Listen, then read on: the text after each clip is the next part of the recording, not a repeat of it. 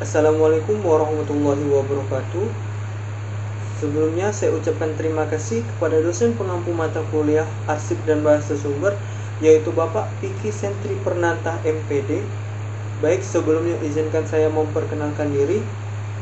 Perkenalkan, nama saya Nur Muhammad Hazani, NIM 1805112741. Saya mahasiswa dari program studi pendidikan sejarah Fakultas Keguruan dan Ilmu Pendidikan Universitas Riau.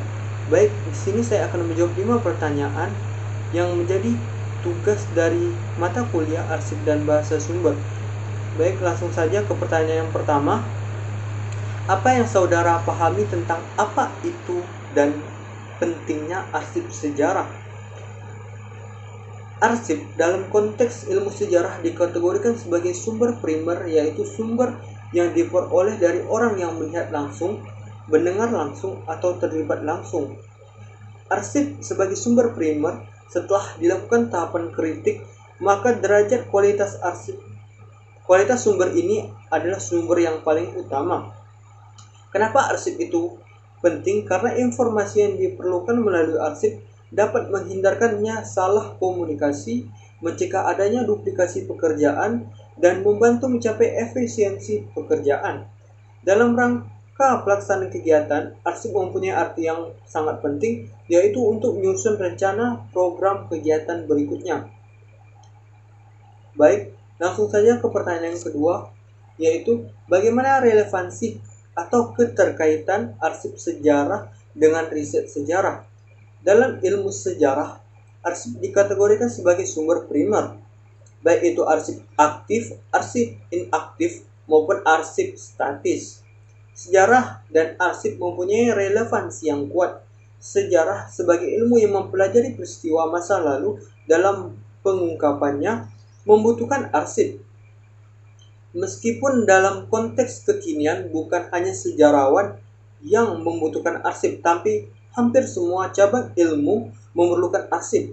Arsip sebagai dokumen sejarah merupakan saksi bisu tak terpisahkan,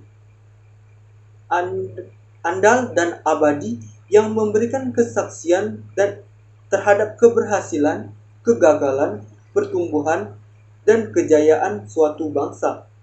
Tidaklah berlebihan, arsip merupakan aset yang berharga bagi suatu bangsa, termasuk dalam proses pembentukan karakter bangsa.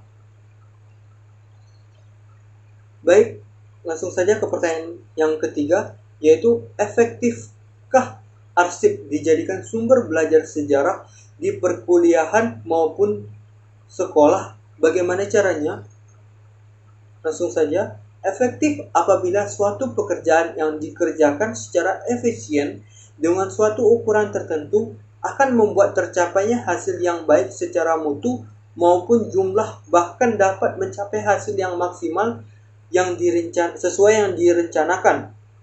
Karena sistem kearsipan ini adalah suatu cara dan metode yang sistematis yang dipergunakan untuk mengelola penyimpanan dokumen dalam bentuk apapun sebagai bahan pengingat dan sumber informasi bagi sekolah maupun perkuliahan.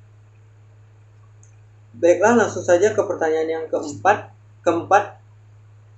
Bagaimana kondisi arsip sejarah dan lembaga arsip di Indonesia saat ini, terkhusus untuk daerah Riau dan Pekanbaru?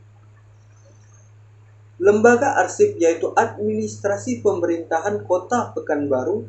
Kondisi arsip sejarah sebelum tahun 1960, Pekanbaru hanyalah kota dengan luas 16 km persegi yang kemudian bertambah menjadi 62,96 km persegi dengan 2 kecamatan, yaitu Kecamatan Senapelan dan Kecamatan 50. Selanjutnya pada tahun 1965 bertambah menjadi 6 kecamatan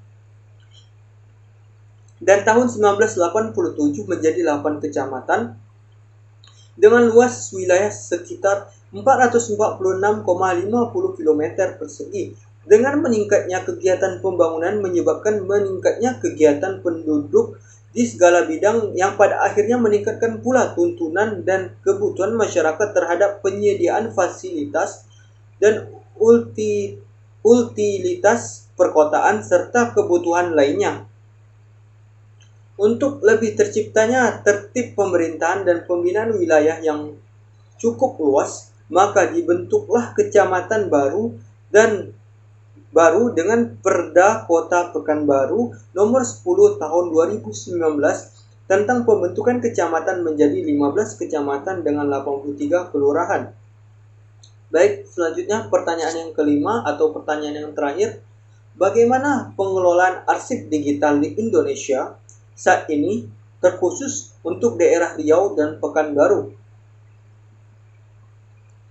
Langsung saja. Perkembangan teknologi digital juga menumbuhkan berbagai hal baru, misalnya koran digital, perpustakaan digital, tidak terkecuali dokumen ataupun arsip digital. Pengelolaan sistem kearsipan statis pada Dinas Perpustakaan dan Kearsipan Kota Pekanbaru, dan untuk mengetahui apa saja kendala-kendala yang dihadapi dalam pengelolaan sistem kearsipan statis pada Dinas Perpustakaan dan Kearsipan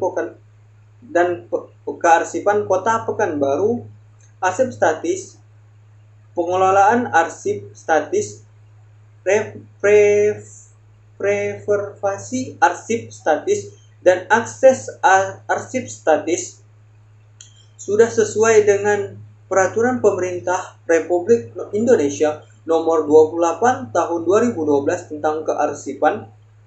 Kendala-kendala yang dihadapi adalah A. Sumber daya manusia, yaitu kurangnya sumber daya manusia yang mempunyai keahlian di bidang kearsipan dan pergantian sumber daya manusia dan pergantian penjabat dan staf Dinas Perpustakaan dan Kearsipan Kota Pekanbaru yang dilakukan sehingga dibutuhkan waktu untuk memahami dan mengetahui di bidang kearsipan.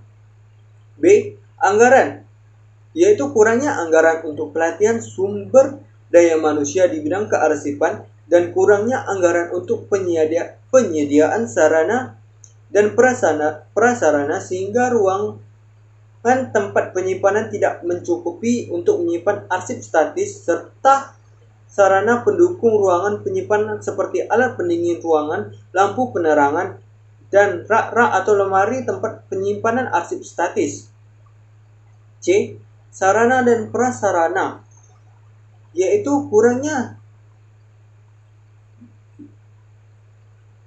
kurang luasnya ruangan tempat penyimpanan arsip statis sehingga arsip statis tidak tertata dengan rapi. Kurangnya sarana dan prasarana seperti lemari, rak-rak, dan filing kabinet untuk menyimpan arsip statis.